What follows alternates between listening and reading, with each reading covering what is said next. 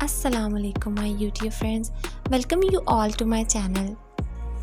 دوستو، ہم بچپن سے لے کر اب تک پریوں کی کہانیاں پڑھتے اور سنتے چلے آ رہے ہیں۔ پریوں کی کہانیوں میں حسین و دلکش تصوراتی وادیوں کی منظر کشی کی جاتی ہے جہاں یہ خوبصورت مخلوق پائی جاتی ہے۔ پریاں کیا ہوتی ہیں اور لٹریچر میں بیان کی گئی پریوں کی حقیقت کیا ہے، چلے جانتے ہیں۔ دوستو، پریاں چھوٹی انسانوں جیسی مگر پروں والی مخلوق ہیں جو پوری دنیا کے ادب میں نمایاں طور پر نظر آتی ہیں۔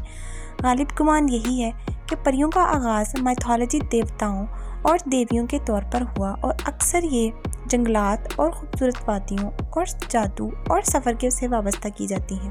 پریوں کے بارے میں ہر خطے میں مختلف عقائد پائے جاتے ہیں، تاہم پریوں کی خوبصورتی کا بیان ہر کلچر میں کامن رہا ہے۔ پرانے دور کے لوگ افسانوی باتوں پر بھی یقین کر لیتے تھے اور اس بارے میں زیادہ حساس نہیں تھے کہ کیا صحیح ہے اور کیا غلط۔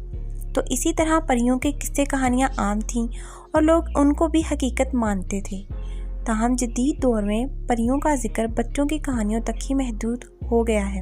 دوستو، پریاں ابتدا میں خوبصورت مخلوق نہ مانی جاتی تھیں، بلکہ ہوس پرست، ظالمانہ اور گندی مخلوق کے طور پر ان کا ذکر کیا جاتا تھا، اور ان کے مظالم سے بچنے کے لیے انسان پریوں کے لیے نذرانوں کا اہتمام کرتے تھے۔ پریوں کا تعلق بدلتے ہوئے عقائد سے بھی تھا اور کبھی کبھی کہا جاتا ہے کہ پریاں اپنے بیمار بچوں کو صحت مند انسانی بچوں سے تبدیل کر لیتی تھیں۔ جدید دور میں پریوں کو افسانوی مخلوق کے طور پر مانا جاتا ہے جس کا حقیقت میں کوئی وجود نہیں، تاہم آج بھی کچھ جگہوں میں پریوں کے وجود پر یقین کیا جاتا ہے۔